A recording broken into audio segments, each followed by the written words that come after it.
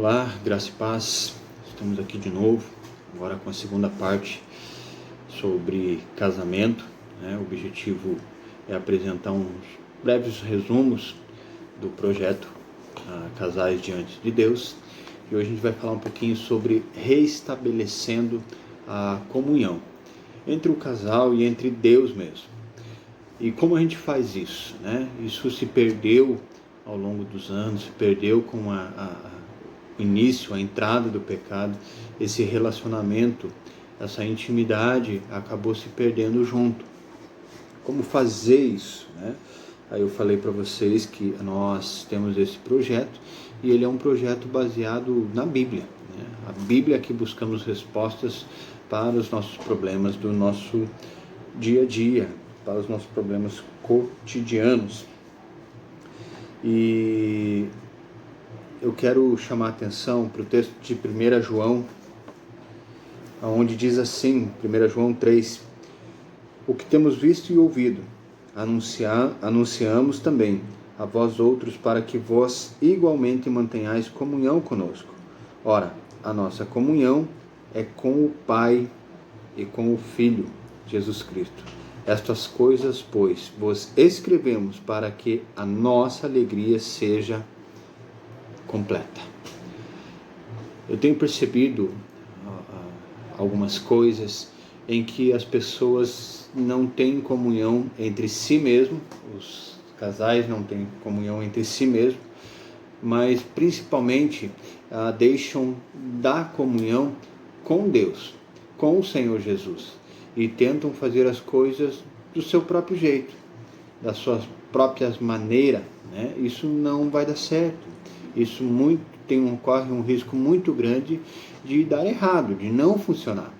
Então, restabelecendo a comunhão, ela serve para que a gente entenda isso na nossa vida de casal. Aí eu falo de comunhão no modo geral agora. Essa comunhão precisa ser restabelecida urgentemente. Um dos aspectos fundamentais para que um casamento tenha sucesso, para que dê certo, não só o casamento, mas agora numa vida, numa maneira geral, é necessário que se tenha sintonia, que se mantenha comunhão, principalmente entre os casais. Sintonia, quando a gente vai trabalhar em algum lugar, a gente precisa estar em sintonia com as normas, com as regras da empresa. Com o casamento não é diferente. Se a gente não tiver em sintonia entre marido e mulher, as coisas não vão funcionar. Vamos imaginar uma cena? O marido quer então comprar um carro novo, mas a esposa não quer um carro novo. A esposa quer algo que vai satisfazer ela. Então é preciso que os dois cheguem num consenso juntos. O que vamos fazer? Vamos comprar o carro novo ou vamos investir em algo que você quer?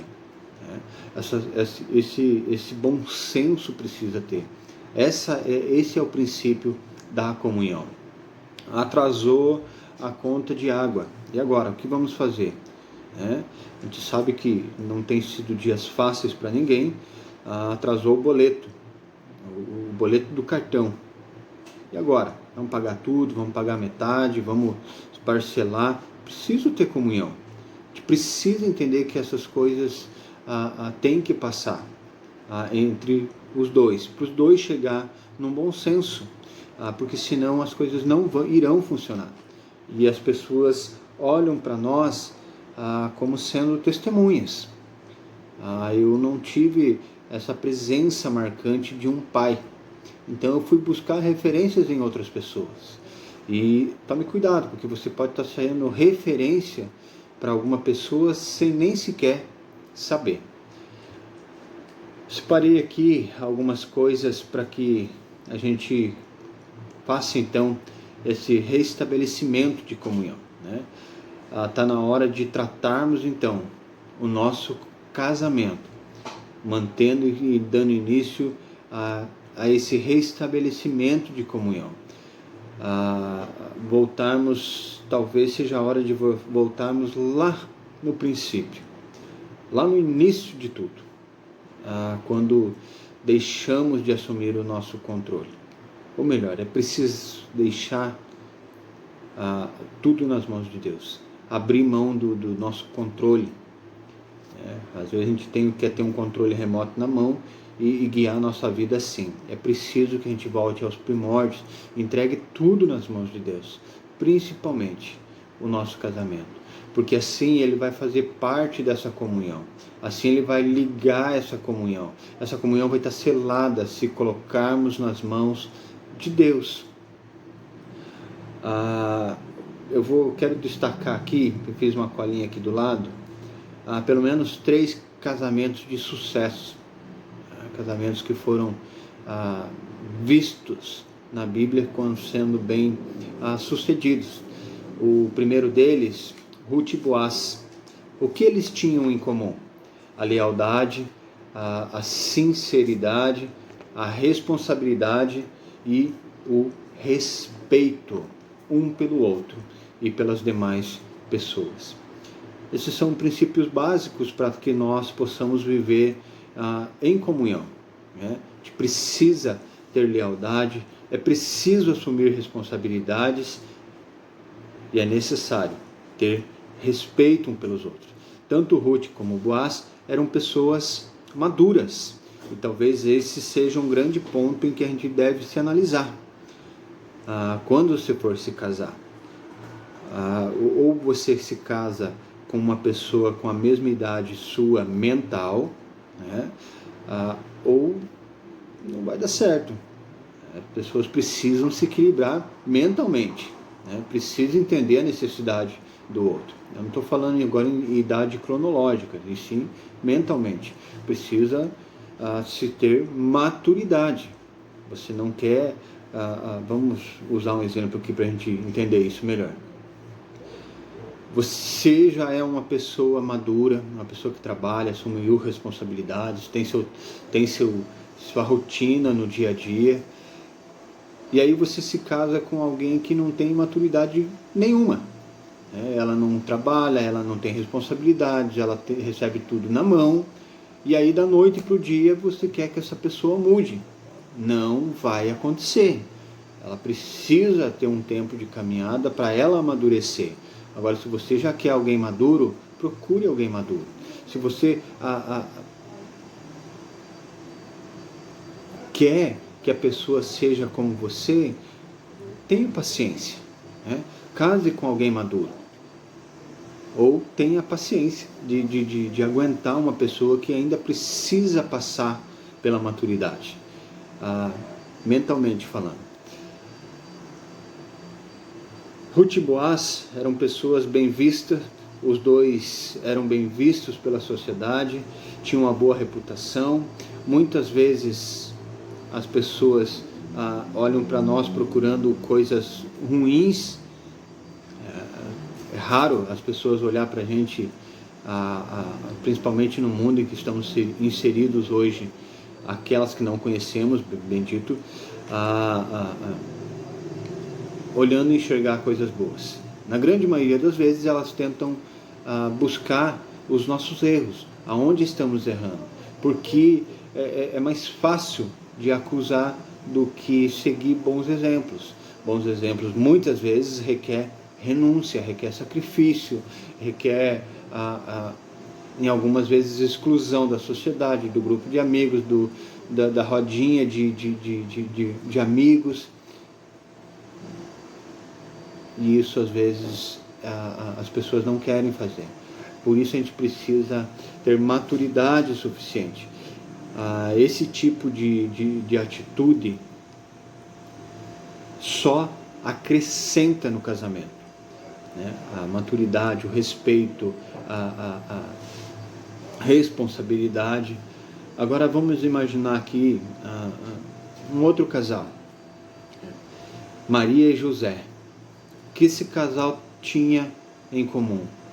2 coisas, ou melhor, 3 coisas: fé, confiança e coragem. Pensa numa mulher corajosa, pensa num homem de fé, pensa num homem de confiança. Esse casal enfrentou grandes desafios. Logo no início do seu casamento, eles tinham que cuidar do futuro do Salvador da humanidade.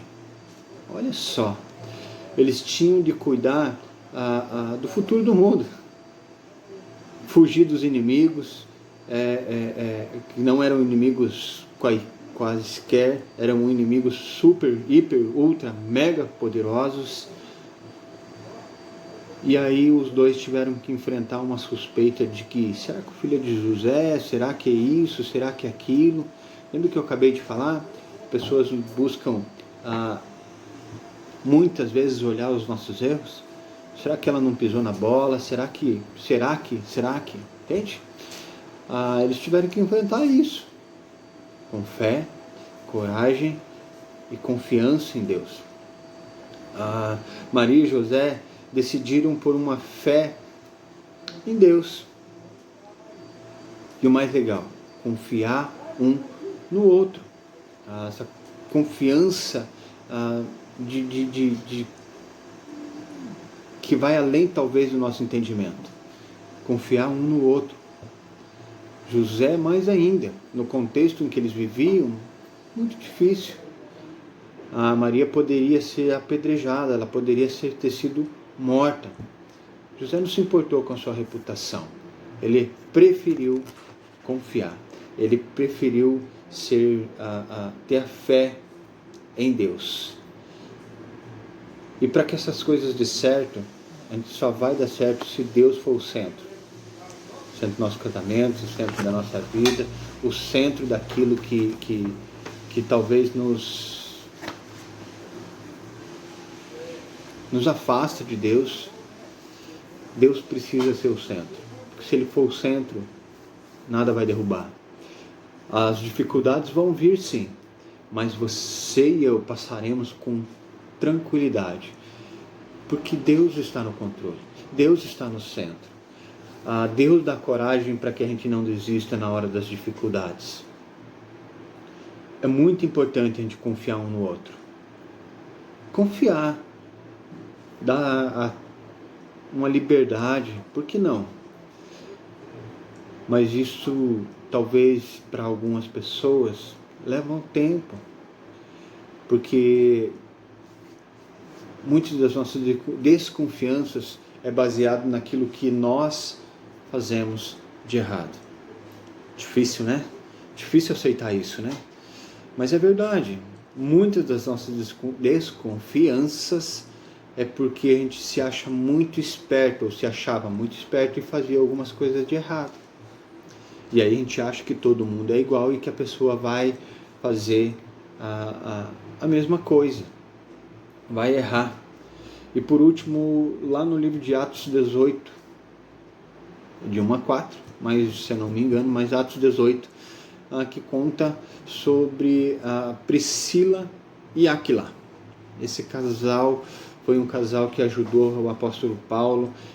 Eles lideravam uma igreja, ensinavam e ajudaram Paulo a preparar os novos discípulos, os novos convertidos. Eles eram esses líderes cristãos que tinham em comum o amor a Deus, o amor à missão, o amor ao pregar o Evangelho. Esse casal era muito unido e tinha muito, muito amor para oferecer para as pessoas. Esses três casais são básicos assim, que a gente pode tomar para nós. Aonde a gente está errando, aonde a gente precisa restabelecer a nossa comunhão, é em dar amor às pessoas, é em ter mais fé, é em ter mais confiança, é confiar mais no outro, é deixar os nossos preconceitos de lado, é olhar para o outro como sendo uma pessoa digna de confiança. A gente precisa fazer essas coisas, senão não vai dar certo. Uma coisa que une os casais de maneira poderosa é ter uma missão em comum. O que queremos e o que vamos fazer da nossa vida e do nosso casamento. Quando eu casei, nós tínhamos em mente um exemplo. A gente quer ter 3 filhos, né? Vamos ter o primeiro filho depois de 3 anos de casado. E assim aconteceu. Os nossos planos não deu muito certo. A gente tem 4 filhos, porque a última gestação veio um casal de gêmeos. Glória a Deus por isso, né? Mas a gente tinha um objetivo, aonde a gente queria chegar. A gente tem como objetivo hoje servir a Deus. E a gente tem sido sustentado por Deus no nosso ministério. Deus tem abençoado, Deus tem nos levado a lugares que jamais imaginamos, para levar e pregar da palavra. O que você tem em comum? Acordo. Qual é o seu objetivo com o seu parceiro? Mas nós já conseguimos tudo aquilo que queríamos. Traça novas metas, novos objetivos, mas em comum. O que vamos fazer para conseguir isso juntos? O que devemos fazer para conseguir isso junto? Isso só vai unir mais e mais. Quando os dois trabalham juntos, em equipe, para alcançar um objetivo, o casamento fica mais forte, porque não há lugar para rivalidade. Entende?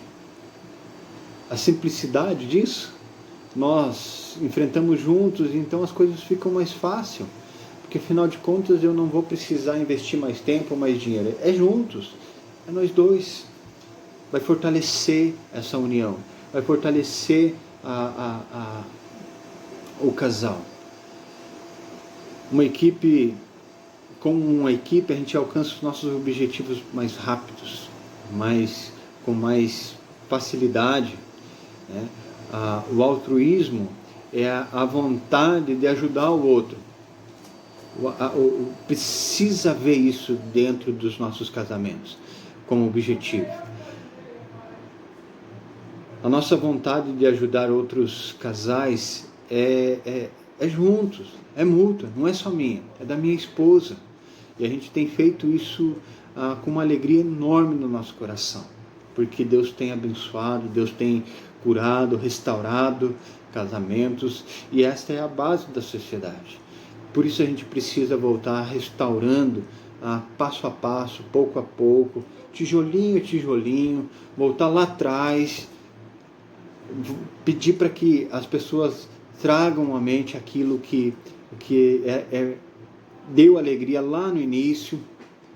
Esquece um pouco das brigas, esquece um pouco daquilo que te traz tristeza e foca na pessoa, foca no que ela tem de bom, foca naquilo que ela já fez por você.